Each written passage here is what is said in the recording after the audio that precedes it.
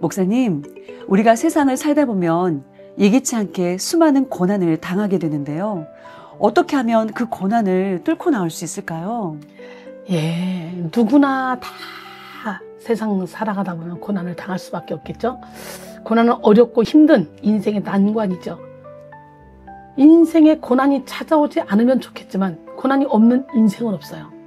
사람들은 저마다 물질의 고난, 질병의 고난, 관계의 고난, 환경의 고난 등등 다양한 고난을 만납니다. 그런데 모든 인생에 고난이 있지만 고난의 의미는 사람마다 다 다르게 나타납니다. 어떤 사람에게는 고난이 인생을 파괴하는 지옥의 폭탄과 같은 것이지만 어떤 사람에게는 고난이 인생의 지혜를 더하고 영적인 세계에 눈을 뜨게 하는 천국의 초대장과 같은 거예요. 파괴적인 고난, 소모적인 고난이 있는 반면에 살리는 고난, 생산적인 고난도 있는 거예요. 그래서 성어스는 고통은 동일하나 고통당하는 사람은 동일하지 않다는 유명한 말을 남겼어요. 똑같이 끓는 물에 넣어도 당근은 흐물흐물해지는 반면 계란은 단단해집니다. 이 마찬가지로 똑같은 고난을 당해도 어떤 사람은 고난에 짓눌려 주저앉아 무너지지만 어떤 사람은 더욱 견고히 세워집니다. 저는요, 정말 고난이 아니었다면 주께로 돌아오지 않았을 거예요. 지금 이 자리에 있지도 않을 거예요. 그래서 제가 이렇게 고백합니다. 고난 당하기 전에는 내가 그릇 행하였더니 이제는 주의 말씀을 지키나이다. 고난 당것이 내게 유익이라. 이로 말미암아 내가 주의 율례들을 배우게 되었나이다. 나는 이 말씀을 가지고 거의 29년, 거의 30년째 고난이 유익이라는 제목으로 찬양도 하고 설교하며 전 세계를 다녔어요. 많은 고난 가운데 있는 영혼들이 살아났는데 고린도서 1장 8절로 9절 보면 형제들아 우리가 아시아에서 당한 환난을 너희가 모르기를 원하지 아니하노니 힘이 걷도록 심한 고난을 당하고 살 소망까지 끊어졌대요. 그래서 이는 우리 자신이 사형 선고를 받은 줄 알았으니 이는 우리로 자기를 의지하지 말고 오직 죽은 자를 다시 살리시는 하나님만 의지하게 하려고 그랬대요. 그러니까 고난 때문에 어떤 사람은 넘어지지만 어떤 사람은 또 고난 때문에 하나님만 의지하게 되는 거지. 그러니까 하나님만 의지하다 보면 어떤 역사가 일어나? 상상을 초월하는 인생이 펼쳐지는 거예요. 저처럼. 세계를 이 손 안에 거머쥐게 만들어주잖아.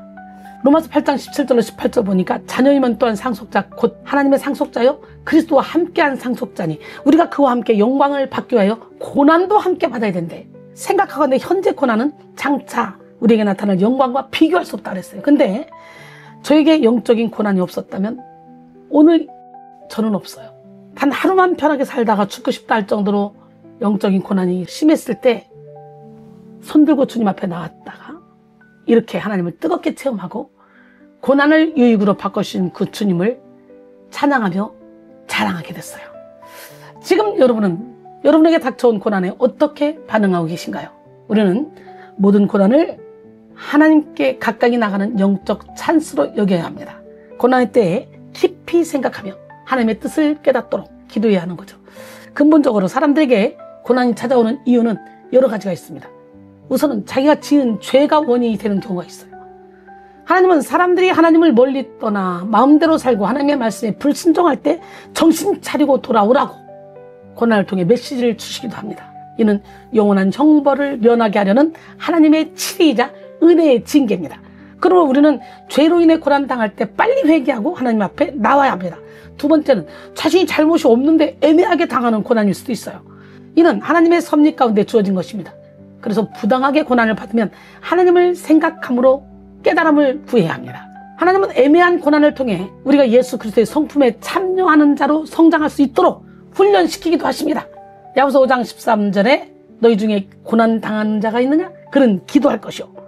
즐거워하는 자가 있느냐? 그는 찬송할지니라 그랬어요. 부당하게 고난을 받을 때 하나님을 생각하고 진리의 도를 따르면 이는 하나님 앞에 아름다운 것이 됩니다.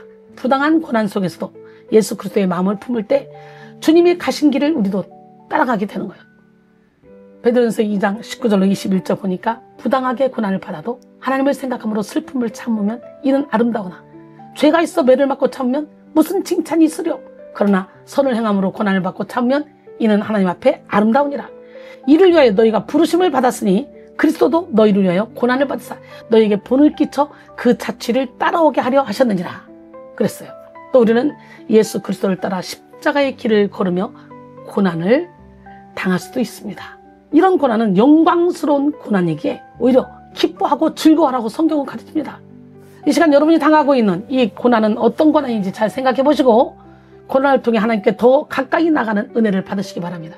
아무리 힘든 고난 속에 있어도 소망을 주시는 하나님을 바라보며 인내하시기 바랍니다. 찰스 스탠리는 우리 인생의 어두운 순간들은 하나님이 우리 안에서 그분의 목적을 성취하시는 데 필요한 만큼만 지속될 것이다 라고 말씀해요.